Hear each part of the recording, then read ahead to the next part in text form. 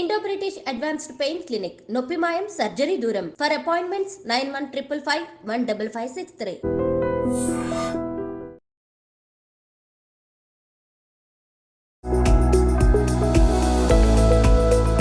Hello viewers, నేను doctor Rahul Reddy from Androcare andrology institute. ఈరోజు మనం ఎటువంటి ఆహారం తీసుకుంటే మనం డైలీ రొటీన్లో ఎటువంటి చేంజెస్ చేస్తే మనకు స్పెర్మ్ కౌంట్ క్వాలిటీ పెరుగుతుంది, దాని గురించి ఈరోజు డిస్కస్ చేసుకుందాం. సో నార్మల్గా నేను చాలా వీడియోస్లో చెప్తూనే ఉన్నాను, స్పెర్మ్ కౌంట్ పెరగాలంటే మన బాడీలో హార్మోన్స్ బాగుండాలి, వైటమిన్స్ బాగుండాలి. ఇవి బాగున్నప్పుడే ఈ హార్మోన్స్ టెస్టిస్లో పనిచేసి ఎక్కువ స్పెర్మ్స్ ప్రొడ్యూస్ అయ్యేలాగా చేస్తాయి. అలాగే ఒకవేళ హార్మోన్స్లో ఇంబ్యాలెన్స్ ఉంటే జనరల్గా ఏమవుతుంది, స్పెర్మ్స్ కొన్నిసార్లు వీక్గా ప్రొడ్యూస్ అవుతాయి, క్వాలిటీ కూడా తక్కువగా ఉంటుంది. సో వీటిని మనం పెంచుకోవాలంటే ఎలా పెంచుకోవాలి అంటే, మనము టెస్టోస్టిరాన్ని ఇంక్రీజ్ చేసే ఎటువంటి ఫుడ్ అయినా కూడా మనకు ఈ స్పెర్మ్ కౌంట్ని పెంచుతుంది. తర్వాత యాంటీ ఆక్సిడెంట్స్ ఉన్న ఎటువంటి వెజిటబుల్స్ అయినా ఫ్రూట్స్ అయినా మనకు స్పెర్మ్ కౌంట్ని పెంచుతుంది. సో ఇప్పుడు టెస్టోస్టిరాన్ని పెంచే ఫ్రూట్స్ కానీ ఫుడ్స్ కానీ ఏంటంటే డ్రై ఫ్రూట్స్ తీసుకోవచ్చు.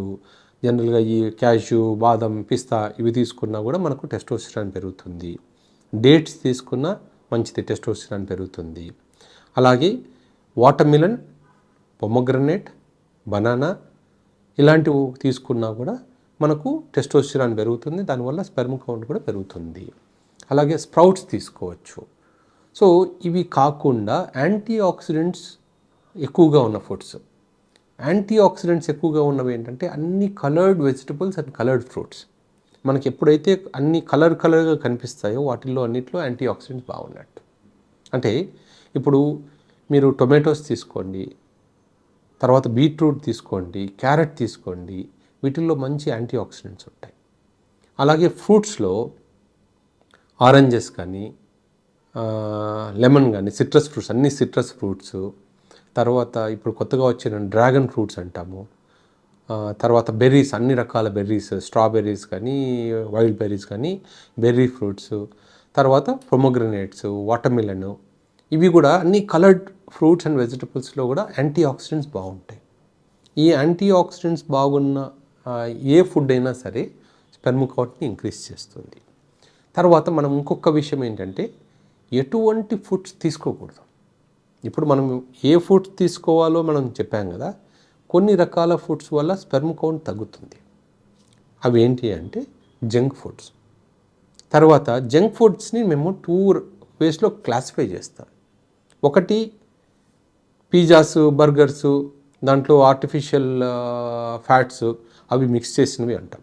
అవి ఒక్కటే జంక్ ఫుడ్స్ కాదు. అంటే ఫ్రైడ్ ఫుడ్స్, తర్వాత మనకు రెగ్యులర్గా దొరికే బజ్జీలు, తర్వాత ఈ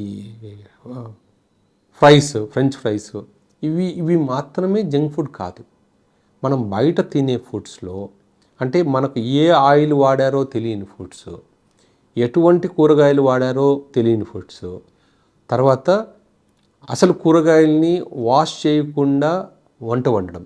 అంటే ఇప్పుడు మనం ఫంక్షన్స్కి వెళ్తున్నాం, ఇన్ని ఫంక్షన్స్కి వెళ్తున్నాం, ఇంట్లో అయితే మనకు తెలుసు ప్రతి పెస్టిసైడ్స్ ప్రతి పంటలోనూ ఇప్పుడు పురుగుల మందులు లేకుండా పండించట్లేదు, ఎక్కడో కొన్ని ఆర్గానిక్ స్టోర్స్లో తప్ప. సో ఇప్పుడు ఈ ఫంక్షన్స్ మనం అన్ని పెళ్ళిళ్ళకి కానీ లేకపోతే ఏ ఫంక్షన్కి వెళ్ళినా కూడా వాళ్ళు చేసే ఫుడ్స్లో ఎంతవరకు వాటిని క్లీన్గా కడిగే టైం ఉంటుంది?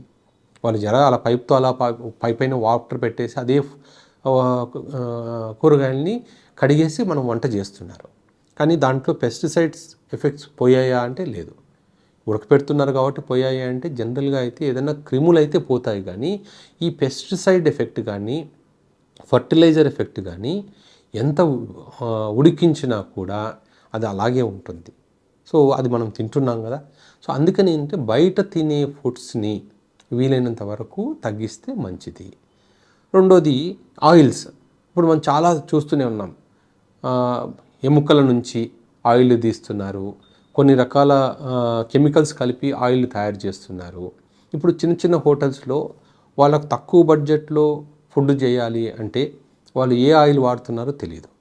సో అలాంటి ఆయిల్స్ వాడుతున్నప్పుడు ఖచ్చితంగా మన బాడీ మీద నెగిటివ్ ఇంపాక్ట్ ఉంటుంది.